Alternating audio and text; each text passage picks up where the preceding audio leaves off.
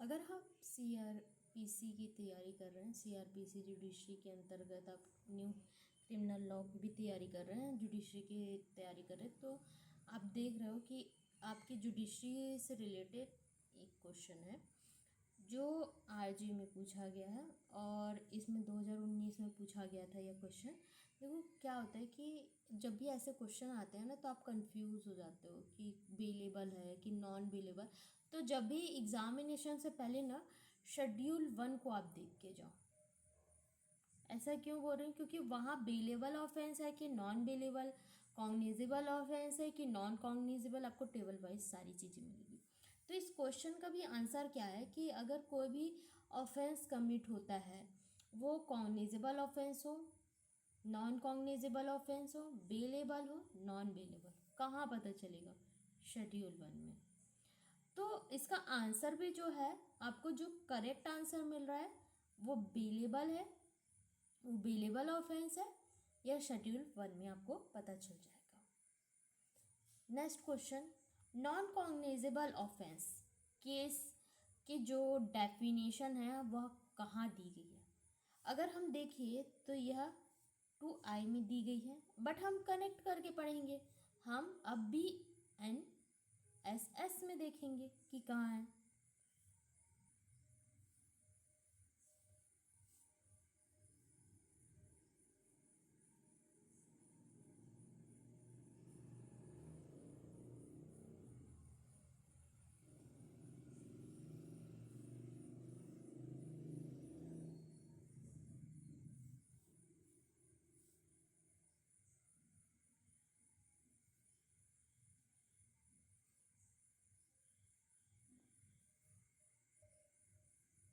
एक और क्वेश्चन को हम कर लेते हैं, इसी से रिलेटेड है, क्वेश्चन कर लेते हैं।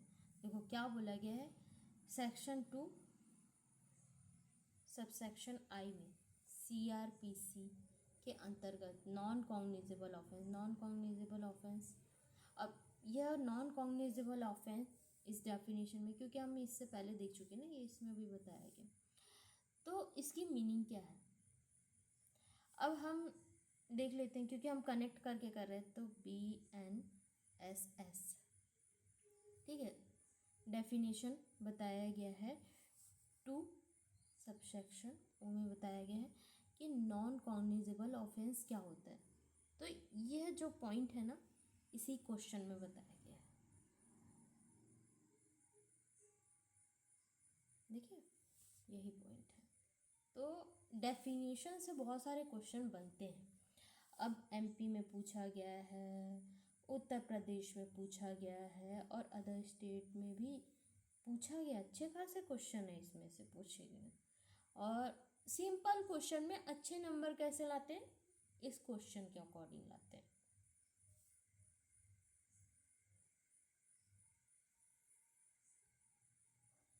एक और क्वेश्चन, नॉन कॉग्निजेबल ऑफेंस। ऐसे, अब नॉन कॉग्निजेबल ऑफेंस क्या होता है कि ऐसे ऑफेंस जिसकी पनिशमेंट 2 साल से कम है, मतलब ऐसे ऑफेंस ना बहुत छोटे मोटे, स्नैचिंग का हो गया, और समझ लो छोटे मोटी चोरी, ऐसे ऑफेंस के अंतर्गत।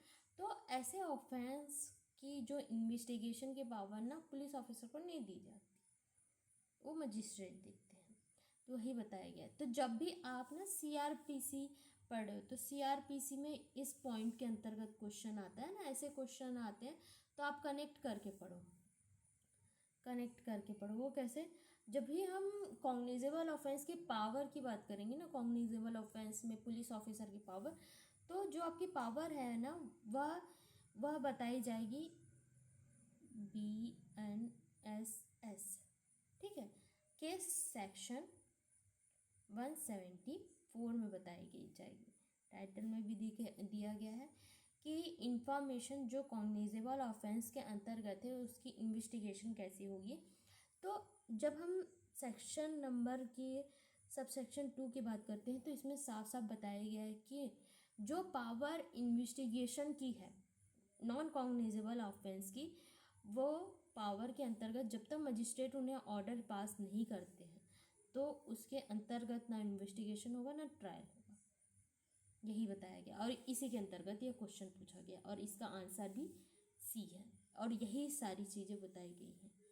देखो कनेक्ट करके देखो आप, हिमाचल प्रदेश में पूछा गया, उत्तर प्रदेश में पूछा गया है, तो इम्पॉर्टेंट क्वेश्चन है बट पूछा गया है। तो ऐसे क्वेश्चन को ना रिलेट करते हुए, और मैं इसलिए भी करवा रही हूँ कि आप ना अब अपडेटेड रहो, अपडेटेड इस क्वेश्चन के अकॉर्डिंग जो सेक्शन बनेंगे BNSS के अंतर्गत, उसे आप देखो। अब देखो कि कोई ऐसा ऑफेंस हुआ है जो कॉग्निजेबल ऑफेंस के अंतर्गत आता है, तो हमें तो पता है कि पुलिस ऑफिसर कर लेंगे, पुलिस ऑफिसर के पास में पावर है, पुलिस ऑफिसर सारी चीज़ें देख ली। अब नॉन कॉग्निजेबल ऑफेंस की बारी आती है ना, तो मजिस्ट्रेट के पास में पावर आ जाती है। अब हर मजिस्ट्रेट को तो हम नहीं बोल सकते ना कि आप ही देखो सारी चीज़ें, MP में पूछेगी ना, मेरे लिए इम्पोर्टेंट, अब मैं इसे मार्क कर लूँगी, इम्पॉर्टेंट है। तो उस जगह पर क्या होता है कि जब आपके पास में पावर है मजिस्ट्रेट के पास में, तो इसके अंतर्गत क्वेश्चन पूछा गया है कि जब इन्वेस्टिगेशन करनी होगी तो हम नॉन कॉग्निजेबल ऑफेंस की जो मतलब किसे हम पावर दे सकते हैं। इंडिया में तो नहीं दे सकते, बहुत बड़ी मतलब मजिस्ट्रेट के अंतर्गत इंडिया में कैसे देंगे, स्टेट में कैसे देंगे, और सेशन जज को कैसे देंगे। आंसर है सी। अब इसका आंसर मैं कैसे बताऊं, समझा रही हूँ मैं कि एक एरिया है, ठीक है, एरिया में डिवाइड कर दिया जाता है, ठीक है।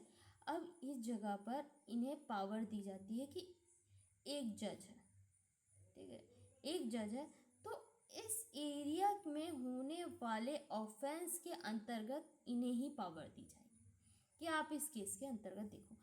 अगर कोई ऐसा नॉन कॉग्निजेबल ऑफेंस के अंतर्गत केस आया, अब वो दूसरे एरिया के जज का है, ठीक है, तो उन्हें वो ट्रांसफ़र कर दिया जाएगा। अगर आप CPC पढ़े हो ना, तो ट्रांसफ़र वाला पढ़े होगे पार्ट को, इसमें नहीं दिया गया बट ट्रांसफ़र वाला पार्ट, कि अगर जो भी ऐसा सिविल केस आता है ना, तो अब ये क्रिमिनल केस है लेकिन सेम होता है प्रोसेस, अगर कोई भी ऑफेंस के अंतर्गत, तो उन्हें ट्रांसफ़र कर दिया जाता है। तो उसी के तरीके से जिन्हें उस एरिया में होने वाले ऑफेंस के अंतर्गत जो पावर दी जाती है, लाइक मैं हूँ CG की, अब CG में अगर हाई कोर्ट के अंतर्गत केस फाइल तो नहीं होगा, पहले तो लोअर कोर्ट में होगा, सबसे लोअर कोर्ट में। तो जिस एरिया में ऑफेंस हुआ है उस एरिया में होने वाले जज के पास में जो पावर दिया गया है, वही वो नॉन कॉग्निजेबल ऑफेंस के अंतर्गत उसके अंतर्गत इन्वेस्टिगेशन करवा सकते हैं। क्लियर, फिर से एक बार समझा रही कि यह जो पावर है, अब नॉन कॉग्निजेबल ऑफेंस के अंतर्गत अब यह पावर दिया गया है, एक ही जज है यहाँ, अब यह पावर दिया जाता है, एक है एरिया, यहाँ जज के पास में पावर दिया जाता है, कैसे पोस्ट के अकॉर्डिंग रहता है कि आपका इतना एरिया है, दूसरा का एरिया है, तो उन्हें वो पावर दी जाता है, छोटे छोटे भागों में डिवाइड कर लिया जाता है ये।